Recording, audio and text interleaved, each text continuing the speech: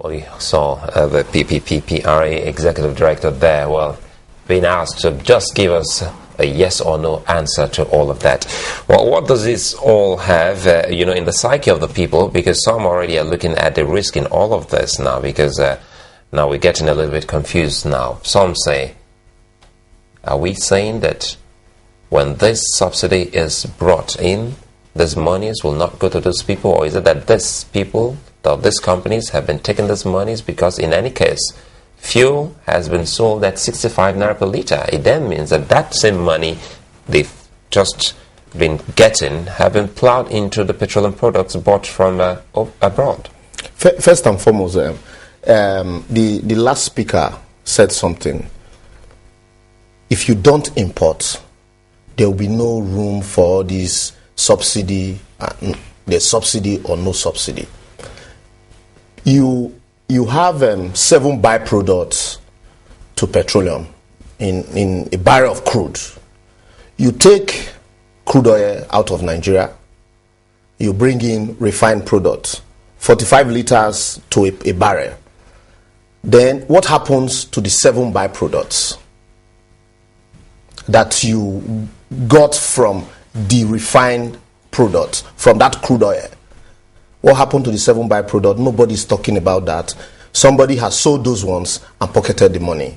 And then you sell this same product at the international market rate to marketers or refineries who take it abroad. And then these same people come back to you and say, CBN, give me dollar to bring in. Say then we're asking now, is this fair on these people, knowing full well that it's not a money or it's not an embezzled kind of fund? The issue, that's why I'm breaking it down. I'm coming there. I'm coming there. That's why I'm breaking it down. These same people turn around to say, CBN, give me dollars. I want to bring in refined products.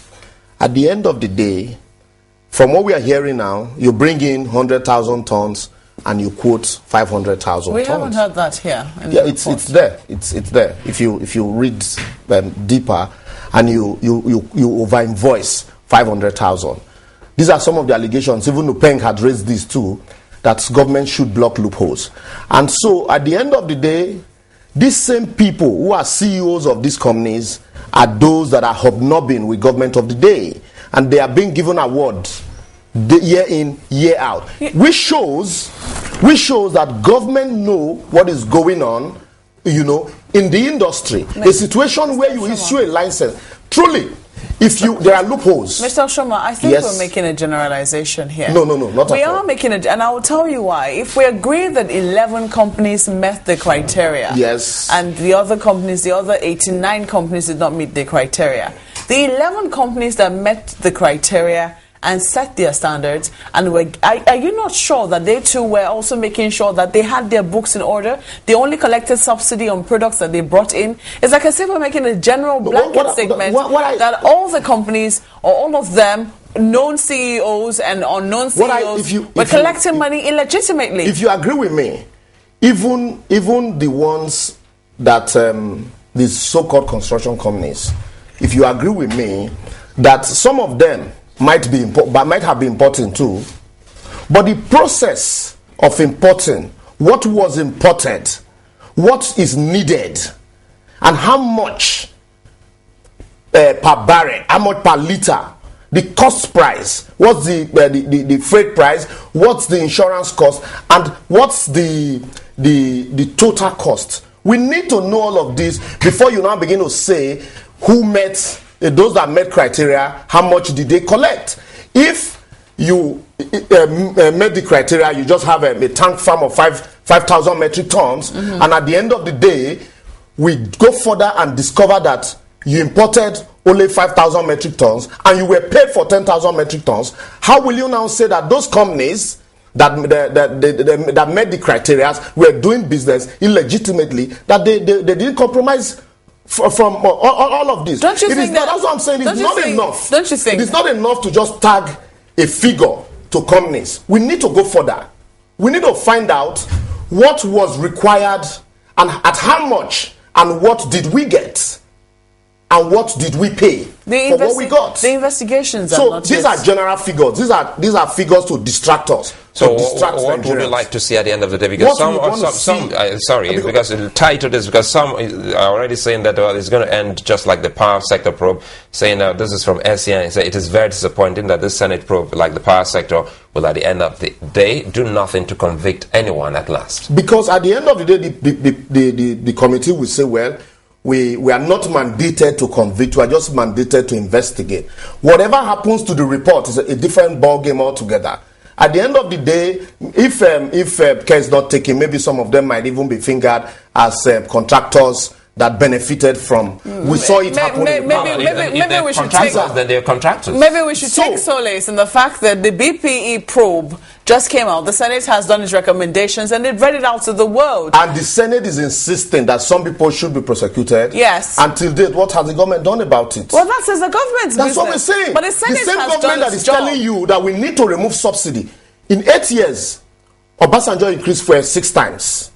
All on the same reason that we need to improve infrastructures. And every year, the government budgets money for these infrastructures. There's budget for roads, there's budget for education, there's budget for health. And now, nobody is telling us what has happened to those money that were budgeted for all of that. You know, Mr. And now you're telling us that you need to give us more money so that we improve on these It will interest you to know. It will interest you to know that the oil marketers, most of them are the ones clamoring for the removal of fuel subsidy. So if they were benefiting so much from it, and if it why? Was, if they were, should I tell you why? The keyword. Should I tell you why? Because the settlement that is going on underneath is too much for them to bear at this stage. So it will be better. Let me import and sell directly. Instead of you telling me you give me subsidy, you subsidize this product, you give me 200 million, I return 150 million. We know it. Kickback is rife in government circles. We've seen this happen. Let's not shy away from it. But let me so it will be better for them. Are you saying when subsidy is finally removed, it will stop all of that kickback? We've seen so many other things, especially in the civil service. Because in Nigeria, it might start another one. An ordinary service delivery is not even subsidized, yet you have to drop. There is no let me tell you, there is no country in the world where government does not subsidize certain things because it's a social contract. In America, mortgage is subsidized, education is subsidized, agriculture is subsidized. But here, the only thing that we all benefit from the government, what has happened now is government is saying, look, we cannot manage the refineries, we cannot block all the loopholes, and so suffer for it, pay more. And we are saying, no, we all know the problems, we all know the solution. We are even saying, the people are saying, these are the solutions to this problem. It is not turnaround maintenance. We've been hearing of turnaround maintenance of our refineries since the days of IBB. What we need to upgrade the facilities. It's not just turnaround maintenance where people make more money. Subsidy, when fuel was first discovered in Nigeria in commercial quantity in Oloibiri in 1959, because there were no refineries, we take our product abroad, and the cost of landing at that time, government said, look, since this belongs to the people, you should not expect the forces of market and supply to determine the price. So let us have a way of cushioning the effect. So when we built our refineries, there was nothing like subsidy because we were producing locally. And in the event, at some time, there were shortfalls in demand and supply. What government does at that time, they say, okay, company A will give you, if 1 barrel can give us 45 liters of product, we'll give you, so if we need 45 liters to meet up our demand, we'll give you 2 barrels. So you give us back, you refine it, give us back 45 liters, and then the remaining 45 liters and the byproducts you sell at the international market, and we share the profits. It's interesting. You're also giving this analysis, but you know, it will also interest you to know that from what we have heard and what we have read so far, the government also pays subsidy on locally refined products. That's the criminality. It might not be as high, what they do pay because what's the cost of production of a locally refined product? The cost of extracting it from the ground, that's all.